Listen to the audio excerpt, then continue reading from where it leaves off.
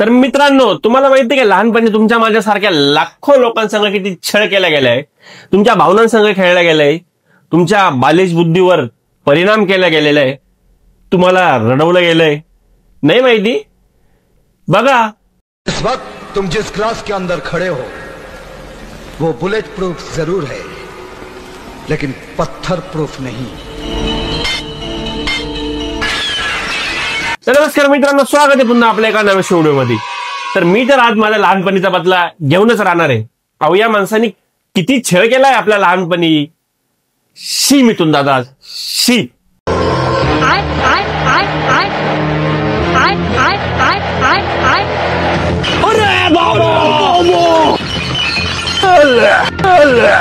मिथून दादाला उडायचा खूप शौक होता आणि चुकून बुकून मिथून दादा आले पिक्चर लाईन मध्ये। आता मला एक गोष्ट सांगा, लाईन चेंज झाली म्हणजे माणूस उडणं सोडेल का? नाही। हा माणूस कधी सरळ उडलाय, कधी उलटा उडलाय, कधी विलोनर उडलाय, तर कधी उडून या माणसाने विलनचे डोळे फोडले।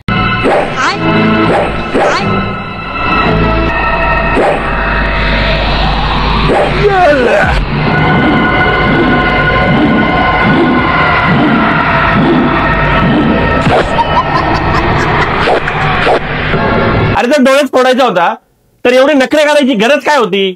एकतर त्या बिचाराचा आधीच एक डोळा फुटलाय आणि आपले मिथून दादा एवढे उडले ना, चुकून बुकून जर आयरन मॅनने आणि सुपरमॅनने जर मिथून दादाचे जुने पिक्चर जर बघून घेतले ना भाई, तर ते डायरेक्ट मिथून दादा जवळ येतील आणि मिथून दादाला म्हणतील,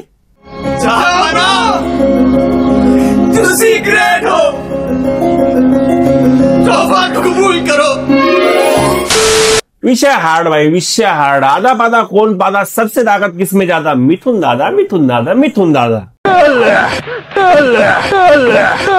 मी तर आज याचा पक्का बदला घेणार आहे। माझ्या लहानपणीचा जेवढा छळ गेलाय ना, मी तर त्याचा आज बदला घेऊनच राहणार आहे। भाई, तुम्ही कधी ऐकलं असेल एक तीर से दो निशाने? ही गोष्ट फक्त नॉर्मल पर्सन साठी, पण मिथुन दादा अशी एकमेव असा व्यक्तिमत्व आहे की त्या भाऊसाठी एक तीर से डायरेक्ट 8 निशाने होते। डायरेक्ट टॉपचा विषय।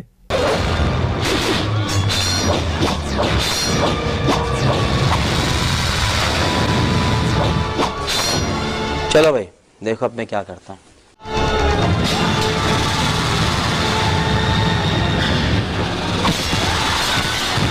वाह भाई वाह, नाही वाह। अहो, लहान होतो म्हणजे आपला एवढा फायदा घ्यायचा का या लोकांनी? खूपच छळले यार, खूपच। बरं झालं देवा, हा माणूस स्पायडरमॅन वाणी घरावर नाही चढला। काय ते पण केलं या माणसानी?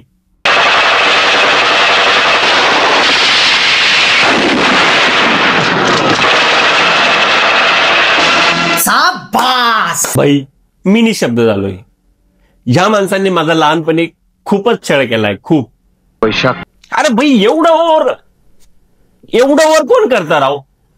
शी मिथून दादा, शी मिथून दादा, शी। या माणसाची कन्सेप्ट मला आतापर्यंत समजली नाही। या माणसाचे जुने तुम्ही कोणते पण पिक्चर उघडून बघा, त्या पिक्चर मध्ये याच्या बहिणीवर बलात्कार होणं महत्वाचं आहे का? याच्या बहिणीवर बलात्कार होतो, त्यानंतर हा जेलमध्ये जातो। जेलमधून ज्या टायमाला हा बाहेर येतो त्या टायमाला याचं घर जळताना दाखवलं जातं। ते घर स्मशानभूमीमध्ये कन्वर्ट झालेलं असतं आणि त्यानंतर एखाद्या झोपडपट्टीमध्ये किंवा एखाद्या बस्तीमध्ये ज्या टायमाला हा भाऊ जातो त्या टायमाला तिथे त्याच्या बहिणीचं लग्न झालेलं असतं आणि ज्या टायमाला हा त्याच्या बहिणीकडे राखी बांधायला जातो त्या टायमाला त्याची बहीण त्याला राखी बांधत नाही। नहीं कृष्णा, मैं तुम्हारे साथ नहीं चल सकती। मैं तुम जैसे पुलिस से भागे हुए गुनहगार के साथ कोई रिश्ता नहीं रखना चाहती। ये क्या कह रही है रोनी? तू जानती है मैं बेकसूर हूं। तुम गुनहगार हो या बेकसूर, इसका फैसला तो अदालत करेगी। Emotional damage. काय कन्सेप्ट आहे राव, मला या कन्सेप्टच समजलं नाहीये।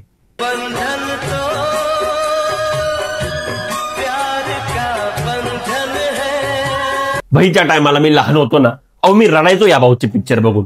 वाईट वाटायचं म्हणायला, डिमोटिवेट होऊन जायचो मी कधी कधी। किती छळलं या माणसानी। शी मिथुन दादा, शी मिथुन दादा, शी। कैसे लोग रहते हैं यार यहाँ पर। दिवाळीमध्ये बंदूक घेतल्यावर माझे सगळे मित्र गल्लींना फटाके फोडत हिंडायचे। एकमेव मी असा होतो की मी त्यांच्या संग नव्हतो जात, मी सायकल मागे लपायचो, त्यांच्या यायची वाट बघायचो आणि त्यांना गोळ्या मारायचो। आणि मी एकदा माझे डायरेक्ट आहे ना हातपाय छाट्या डायरेक्ट जाम करून घेतलं होतं. हे असा गेलो पोरांमध्ये छाती काढून उभा राहिलो आणि पोरांना म्हटलं दांड्या दांड्याने मारा, मला काय नाही होत. मिथून दादाचा पिक्चर बघून आलोय मी. आणि त्यानंतर जे माझे हाल झाले ना, मला मिथून दादाला एकच गोष्ट सांगायची का माझ्या दवाखान्याची जी भरपाई होती ना ती मला करून पाहिजे.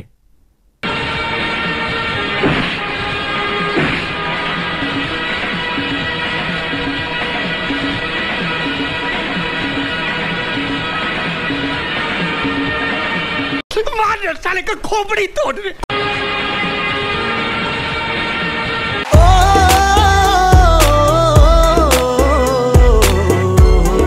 भाई एवढ्या वेळात काढलंय या माणसाने, हद्द करून टाकली हो.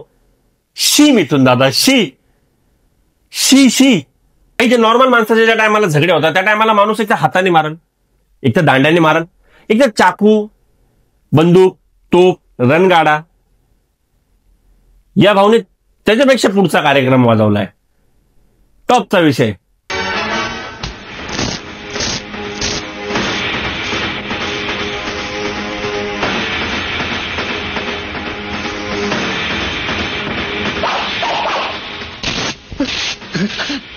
आता आणखी तुमच्या आयुष्यात खूप मोठा बदल घडणार आहे. तुमच्या पायाखाली जमीन सरकणार आहे. तुमच्या डोक्यावरचा आभाळ जुलाब करायला जाणार आहे. कारण तुम्हाला मी दृश्य तसे दाखवणार आहे. इधर ये उन साहब का है. यहाँ साहब सिर्फ आपन है, बाकी सब छुट्टा पैसा है क्या? अच्छा तेरा तो गेम बजाना पड़ेगा.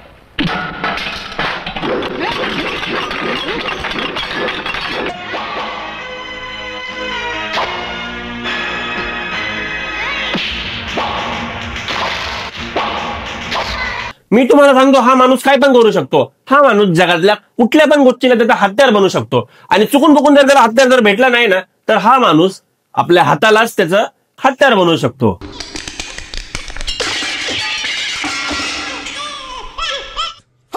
चला इथपर्यंत पण आपण सहन केलं, पण या भावने त्याच्यापेक्षा पण जास्त अति केलंय, जास्त.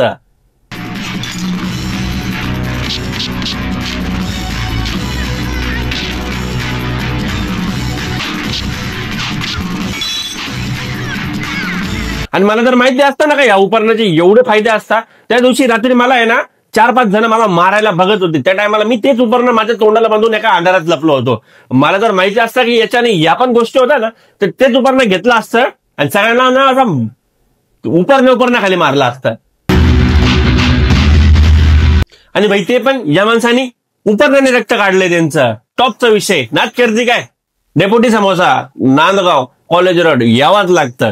तर भाई आपल्या मित्राचं समोसाचं दुकान आहे. तर मला एक गोष्ट म्हणायची की नांदगावमध्ये तुम्हाला नॉर्मल समोसा सगळीकडे भेटल, पण डेपोटी समोसामध्ये तुम्हाला समोसा पाव भेटल, पनीर समोसा भेटल, पिझ्झा समोसा भेटल.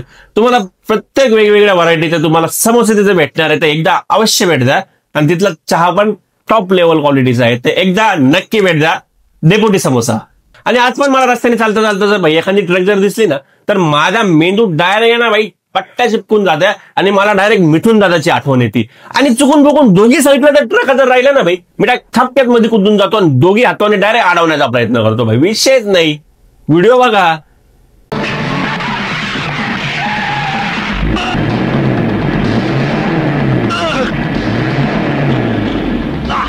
तर चला मित्रांनो आपण पण आपली व्हिडिओ इथंच थांबू. व्हिडिओ आवडली असेल तर लाईक करा, कमेंट करा, शेअर करा आणि आपल्या चॅनलला सबस्क्राईब करा. कारण आपल्याला लवकरच 10K 10K 10,000 सबस्क्रायबर कंप्लीट करायचे. तुम्ही जर सबस्क्राईब नाही केलं तर काय 150 रुपये रोजाने माणसं आणू? एवढा पैशावाला तर तुमचा भाऊ नाही. त्यामुळे आपल्या चॅनलला सबस्क्राईब नक्की करून द्या. आणि व्हिडिओ जर आवडले तर लाईक करा, कमेंट करा आणि तुमचाही छळ झालाय का ते कमेंटमध्ये नक्की सांगा. तर चला भेटूया पुढच्या व्हिडिओमध्ये.